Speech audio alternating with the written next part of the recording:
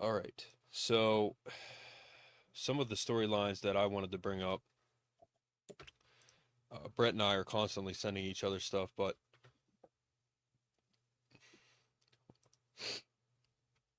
so what we got here is teams with 10 plus losses in the past. Hold on. All right. So 10 plus loss seasons. Last time each Power 4 team had a 10 plus loss season, I don't think we've ever had one. I guess we're not even on there. Never. Yeah, Penn State's never had one. So that's interesting. Penn State's never had a 10 loss season. Came close. Yeah. Let's see. I'm just gonna go. Said every game they were 3-8. So trust me, they were close. I saw it. Landon Tangwell put a guy to bed. He was like, "What happened to you, Landon? Like, what have you been doing?" And he just smoked the guy in the comment. Andrew Olish, he is now a 5-star, which is interesting. Because he's another guy that we've gotten. Olish is now a 5-star guy. Center Valley, PA. Notre Dame fan last night commented that they just got the number 1 PA kid. I'm like, no, you didn't. I don't know what he was talking about. The only thing I could see was an O lineman, and he wasn't top in the state. Wasn't even close. I'll keep going through here, Matt.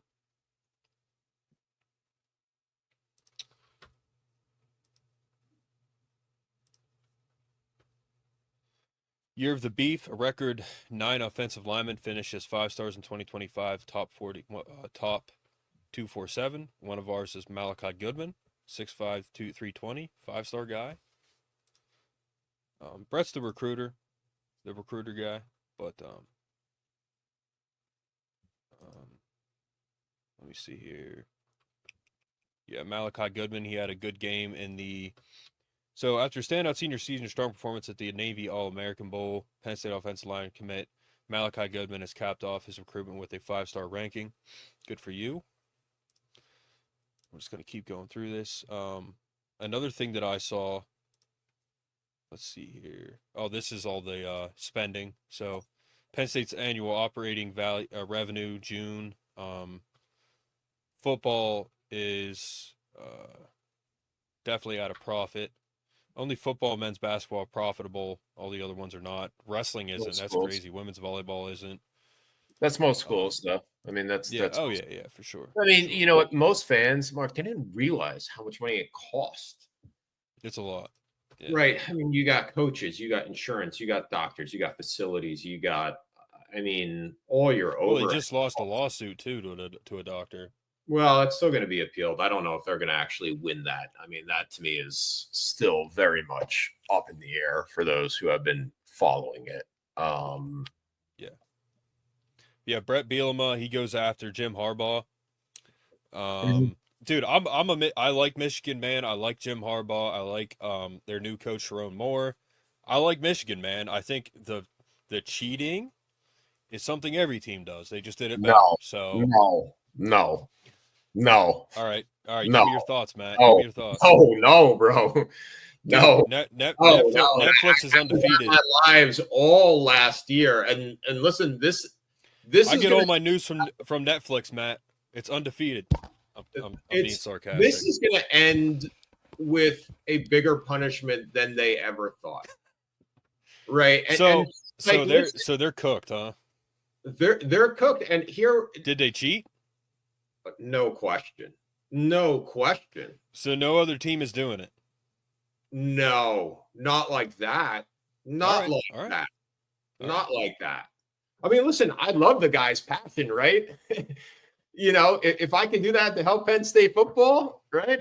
I'd do anything for them to win.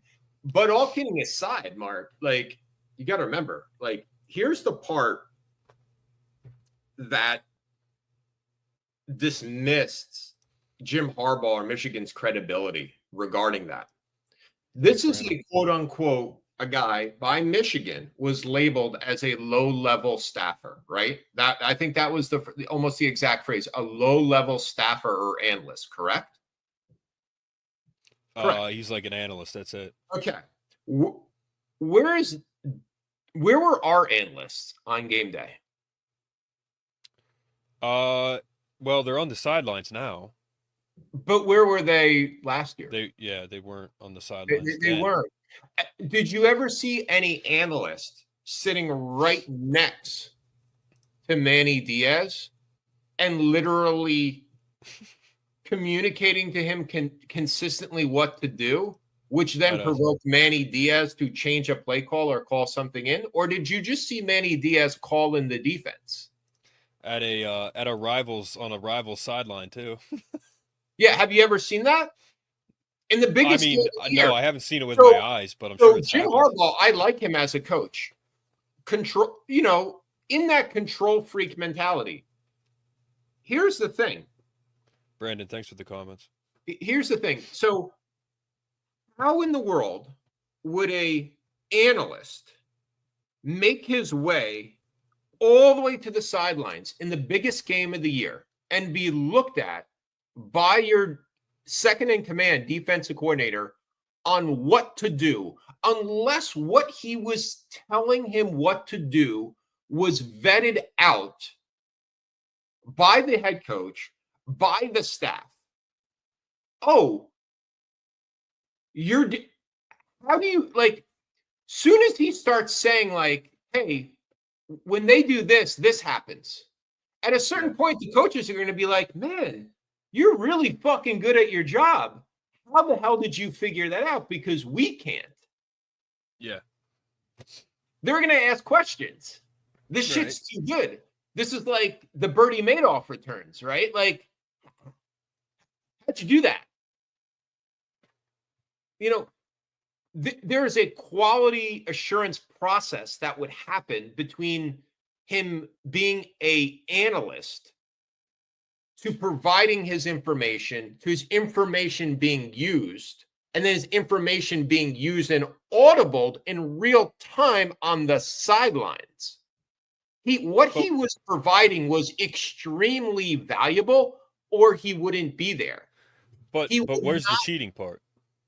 The cheating part is the degree of information of knowing those signs, recording them, breaking them down, right? Being on Central Michigan sidelines. That's bizarre. You're going to a next level. Why are you buying all these tickets and sending out subcontractors to record this information? This was very well organized. The guy had a military background. Give him credit for the execution. It was very strategic. Ethical is a different conversation, but that's a different level, Mark.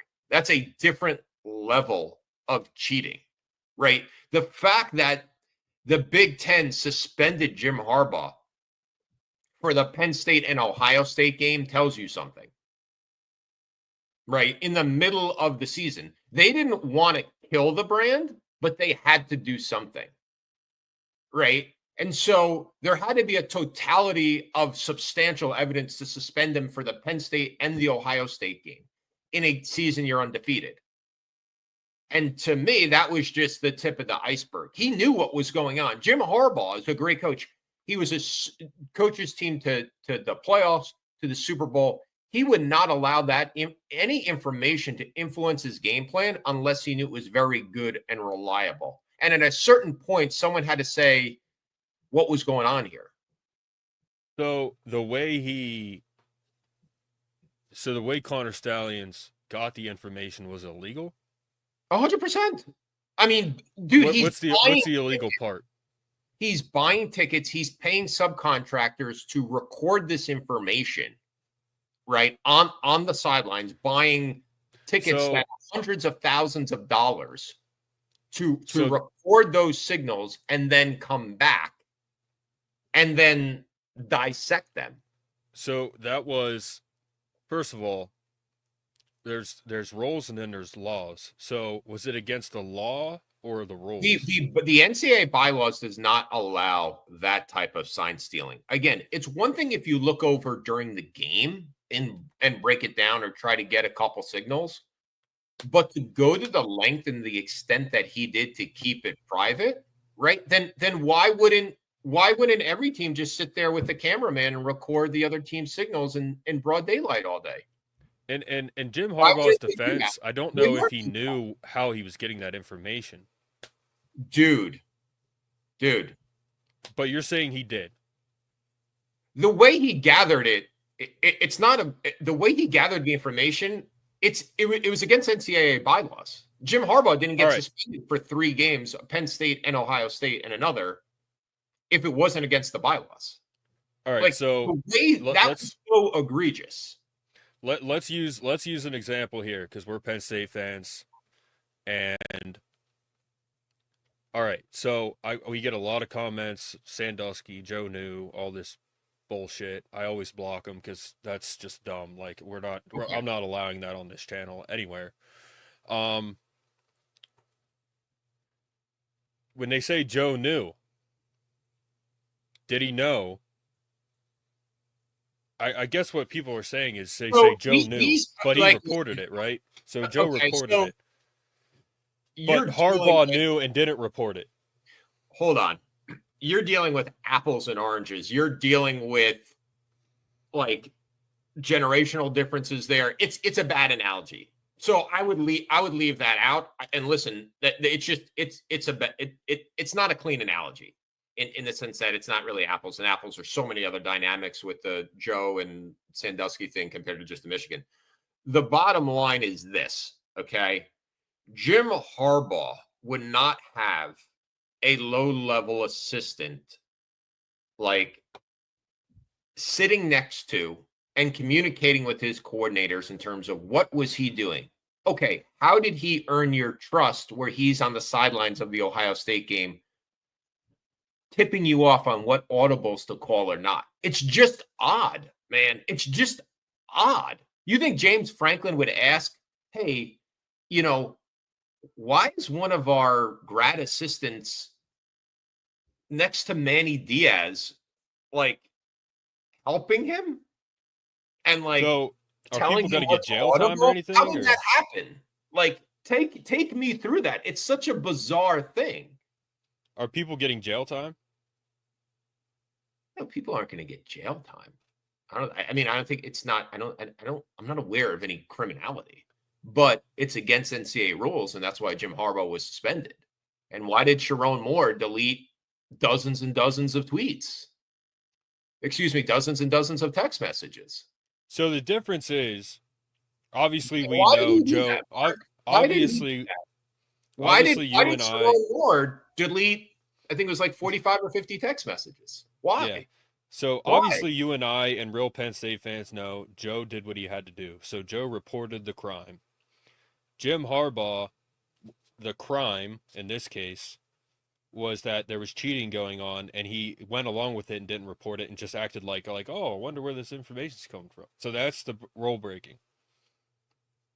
Everyone who is on a college football head coach's staff is interviewed and approved by that head coach.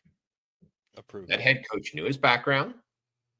That head coach had to have, at least from a quality control perspective, what's going on, what's the game plan, how are we driving it. You think Jim Harbaugh never walked into defensive meeting rooms? Well, why is there no asterisk next to their national title yet? It's going to take time. I consider they cheated flat out. And we see 1 or 2 plays makes or breaks a game.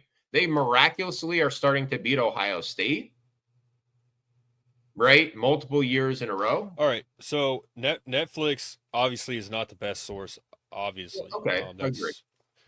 Like there's a lot of stuff on there that I know is just total BS.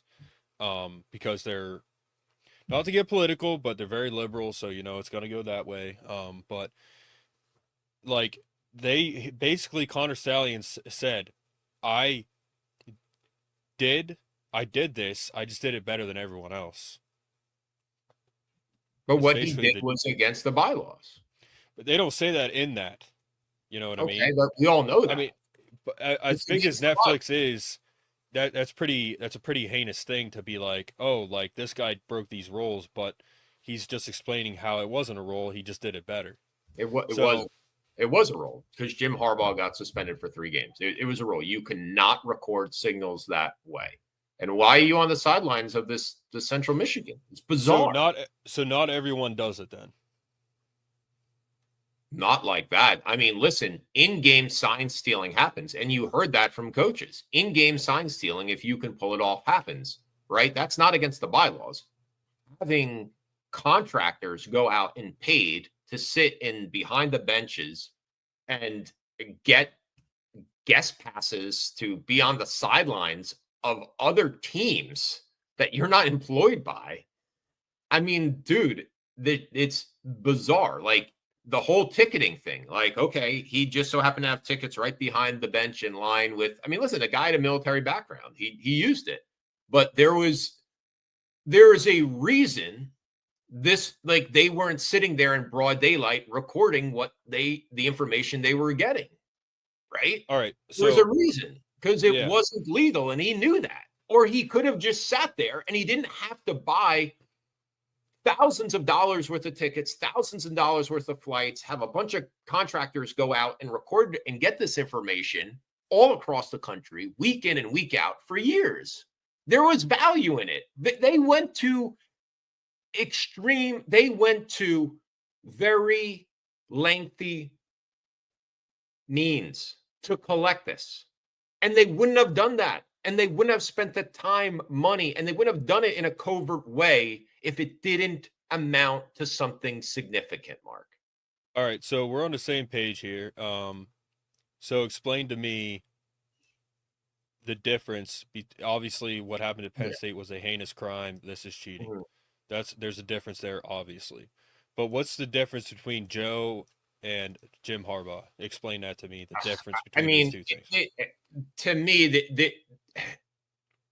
they're night and day for a multitude of reasons, right? Like, one is just like sports, and the other one, you're dealing with sports, you're dealing with cultural norms at the times, you're dealing with like a whole different sensitive subject matter there, right? So like I can't even really, to me, they're not comparable, because the context of what we're trying to compare is like night and day. One again is about just them cheating, and the other one has a ton of nuanced legalities and a ton of nuanced social norms, right? Like if you let's just put the Joe reported let's put to me, like, I don't even want to mix these conversations, right? So let's put the Harbaugh thing away. That's done. There's no question to me. The lengths they got that information, it had to be valuable. They spent thousands of dollars, a ton of time, a ton of money. He's not on there. He was suspended. Obviously, something done wasn't right. Right. It was beyond what other teams are doing. And now, it happened. If you want to tell me, like, Jim Harbaugh may not have known the lengths they were going to, right, to do it, I would say, like, that's not totally crazy. But for him not to be like, where is all this miraculous information coming from? Looking into it. Yeah. Why are we in these defenses at such a better rate this year than last year? Like, there must have been enough tea leaves there from someone who's as smart and experienced of him to just be like, what, like, just what's going on, right? Like, where's this coming from? He didn't report the crime, but Joe did. That's the difference between the two. I mean, dude, there's so many. There's so many complicated things. I mean, if you want to touch on the controversy from 2011, I mean, you could go on for a long time, and there could be a lot of different people to blame, right? And hindsight is always 2020. And listen, I think my feelings on the situation, we would have to be here for about a week to really unpack everything that happened, to be fair to all parties, step by step by step. You know, we can move on. No, I mean, listen, what I would say is this. I think that like a lot of people drop the ball between our administration, the state police. I think at that time, for someone of his age growing up in that time, I think it'd be reasonable to think, like, did he really have like a full context of like what was going on? I don't know. I don't know. There, unfortunately, he's not here. And it's a tough situation. It's a tough situation. I don't think there's everyone, like, there's no winners and losers, right? Like, it's tough. It's a tough. And there's been a lot of legalities, right? Like, you know, some people say, hey, he reported to his boss. The state police said he reported to his boss. He did his thing. He shouldn't then start doing the investigation to himself. You know, some people say he should have kept going on. I don't know what he was told by Curley or Schultz privately, right? Because remember, he really didn't mess with email, right? It came down to one sentence. Coach and I think this. There's no proof that even happened. That Joe just said, "Oh, the coach and I think this." Yeah, it's no proof of that. We don't know, and that's why I said it's just it's a complicated subject. You know, and there's been reports out there that not everyone who, you know, was involved, you know, has been fully truthful the whole time. Yeah. Right. Even McQuarrie, that whole story, I don't think even was true what he said. But, all right, Matt, can you hear this? Can you hear the audio? Mm-hmm. Hold on. Come on.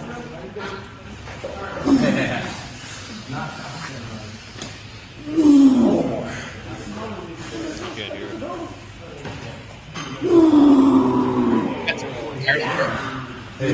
Kevin Browning. Can you hear the audio? Yeah, I mean, that's a lot of weight. He's a kid from Harrisburg, right? Yeah.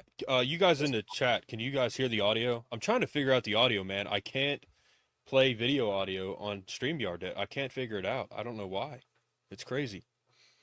But could you hear the audio or no? No, I see that. That's a massive amount of weight for a high school kid. All right, so that is, let me do the math and his here. Eyes look like the size of my waist. All right, so that's 1, 2, 3, 4, 5. So that's 585 plus, so that's about 600 pounds that he's got on his back there. If I'm looking at these, those look like 5s or 10s. So that's over 600 pounds. 4 reps, I think. Kevin Brown. He jumped out of the wall. Martin do that. All right, so listen, I've never had this amount of weight on my back before. My max squat was like 400 pounds. This is a lot of weight, okay? Now, being someone who's a bodybuilder, has always performed the correct way. I was taught the right way by my lifting coach, Tim Young, who was Quentin Wright's lifting coach, Penn State wrestler, on and on and on it goes. Bald Eagle Wrestling was the Beast of the East champion. They were the national champions in 99. They lifted under Tim Young. Long story short, I know good form, all right? This kid is down here. His chest is forward. This is a lot of weight, all right? So, I've never done this weight, but when you're coming up, if it plays, you need to drive your chest up. All right, so his back is kind of in a vulnerable position. Yeah, it looks that way. All right. Now again, there's a lot of weight, but he needs to drive that chest up more. Here, look at this. Look at where his spine is. He got 600 pounds of fat. and his back is bending. All right, all that weight is going to his lower back. That's not good.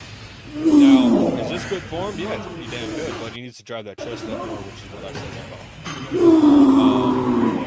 But again, I'll try to get the audio figured out. I don't know what's going on, but I just wanted to point that out. 600-pound squat. I'm going to keep going through these storylines here.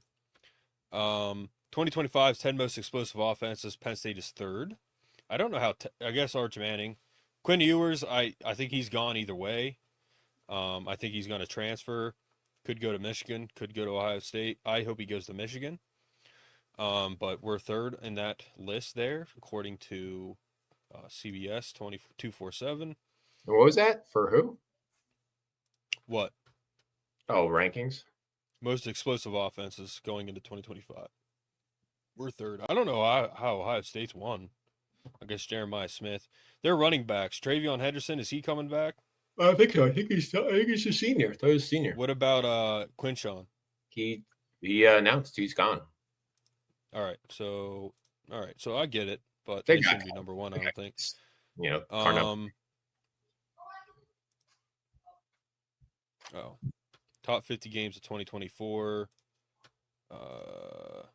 Penn State was number 4. Notre Dame. I don't think that was number 4, but we did lose. So, and then these are predictions for next year. Sounds about right. We're predicted to win, to beat Georgia. I don't know how Boise State's there. Here, go back. That was pretty. And that fun. was before I believe that was before the Jim Knowles hire, right? I don't know. No, maybe not. I mean, we should be right there. I'm not saying we're going to necessarily win it 100%, but there's no reason we should not be one of the 4 best teams in college football at the end of the year. Again, barring no injuries and barring a successful spring portal, we should be there. All right. And I wanted to play this. Travis Hunter nearly freaking blows his ACLs out celebrating. Look at his knee. Hold on. Look at his knee here. Where is that? This is Travis Hunter celebrating at a high school a high school bowl game or something like that. It was like a all-star game, I think. The Polynesian Bowl. I wish you could slow it down. Was that in Hawaii, right? I think that's in Maui. Yeah. All right. So I'll just pause it, I guess. Dude, his knee like bends back.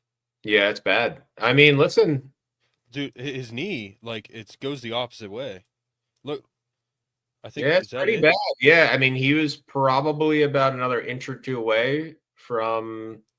He's got slides on his feet. Okay. Now I think a lot of these players today, man, are prima donnas. Like Travis Hunter, it just pisses me off. It's even when I played, man, 15 years ago. It's a lot of prima donnas out here. But this dude is celebrating, and he freaking almost tears his ACLs. His knee bends the wrong way. Like, he's so lucky. Martin Gramatica, Huh? for the. I mean, it happened. Remember Martin Gramatica? He was a kicker for the Kansas State, and then he jumped and he blew out his ACL. I think his brother. The Buccaneers, yeah.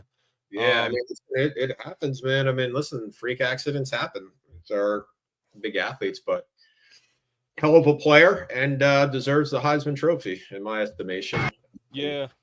Yeah, he was definitely like the most explosive player, entertaining player.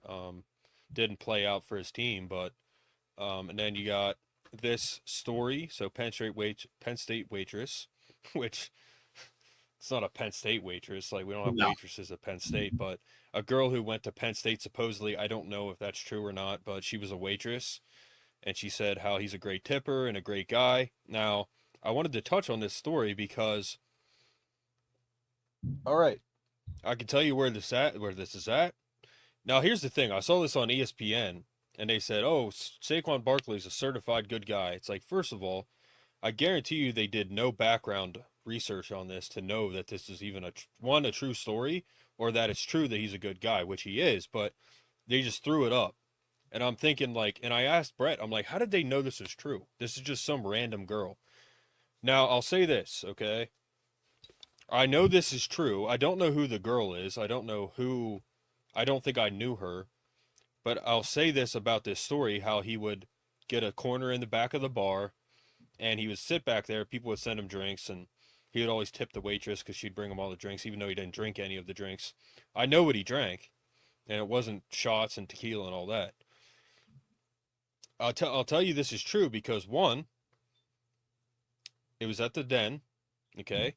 That corner that he would sit in, I was there too, because my friend that I was with also knew the owner, great guy of the Den. I won't say his name, but we knew the owner, very nice guy. We always sat in the corner, and it was like a VIP spot, if you will. It was away from the crowd. You were back there, right next to the bar. If you needed a drink, they just brought it to you. I know some of the bartenders that were there. I was friends with them. So one of them was actually dating a player at the time. I would sit back there in that corner at this bar. It was at the Den, and I was next to him many, many times. Saquon. Dude, this guy was the nicest guy. He was very humble. You would never, ever, ever know that he was as good as he was based off the way he conducted himself. He was such a nice guy.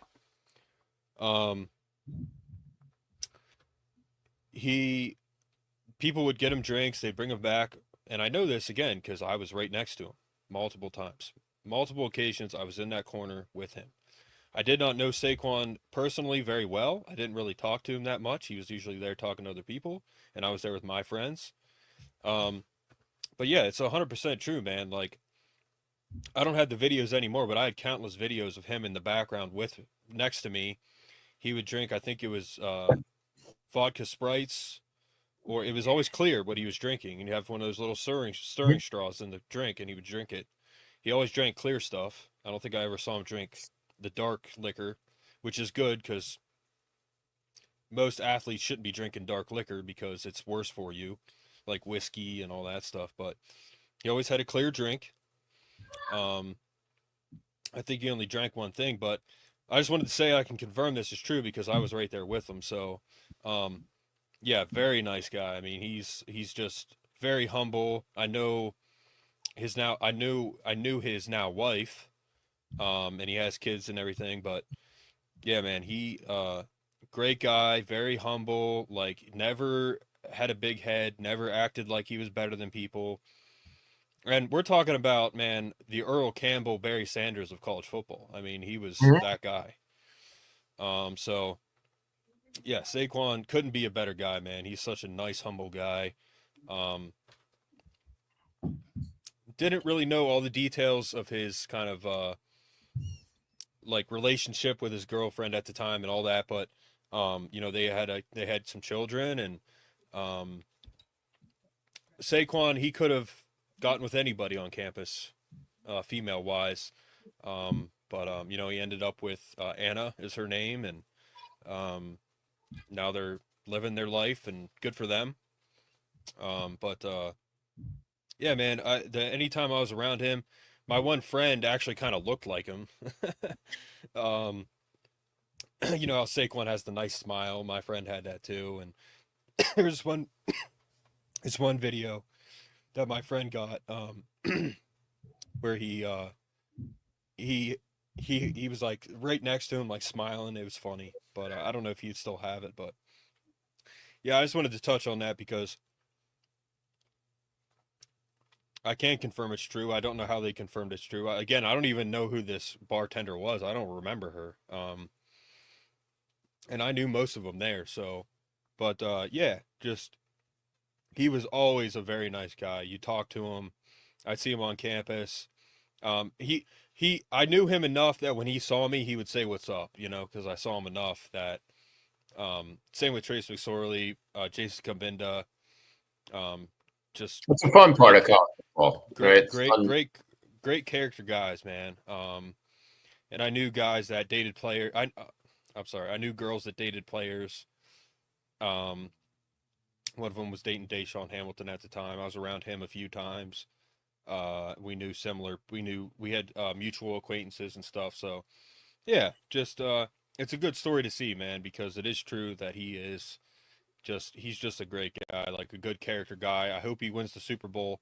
The only reason I want the Eagles to win is because Saquon's on the team. Otherwise, I don't give a no. I think every crap. every Penn State fan, even if you're a Steelers fan, you got to be rooting for Saquon. If you're a Penn State fan, Hunter Norzad's on the Chiefs. I think Hunter Norzad ain't moving recruiting. Saquon Barkley winning the Super Bowl with the Eagles moves the recruiting needle, moves the excitement. Is Tariq exactly? Is Tariq Castro-Fields on the Chiefs or the Eagles? I think he's on the Eagles. Yeah, he's on the Eagles. So they got Jahan Dawson, Saquon, and Tariq. Hunter Norzad's on the Chiefs. Dotson's there's also been this freaking graphic where Penn State said it's a graphic every year, and people are making fun of it. It's not. It's a true fact. They've played in every Super Bowl. Texas Tech said this is how you should do it. They listed all the Super Bowls. It's like, shut up, Texas Tech. But at the bottom in real fine print, it says except 5 Super Bowls. So is what the graphic says. But yeah, it's it's just one of those things where Penn State has been, I think it says except 5 or something like that. They think about a player in everyone. I thought it was everyone. That's what it said. Okay, I'll be right down. I gotta wrap up, man. The wife is calling for help with the kids. Needs a little, relief out of the bullpen, Mark. I don't know. You know what that means. You gotta get in there, man. Once in a while. Wife's like talking college football for 2 hours on a Friday. You gotta come help. Well, here's another thing too, man. I wish he would have played that last game to get the rushing title. And I hope he gets the MVP. He deserves it. He should get the MVP, man. He's got the MVP. They're going to be. I don't think he will. I think it's either going to be Lamar or Josh Allen, but he's got both. In my book, Saquon's the MVP. So no question. NFL MVP. That's pretty crazy, man. That's a crazy. That's a crazy award to have. It's a crazy stat to have. I can't find running back now. The NFL MVP is a lot harder to win for a running back than the Heisman Trophy is for running back. Yeah, he's a freak, man. He is a freak. But with the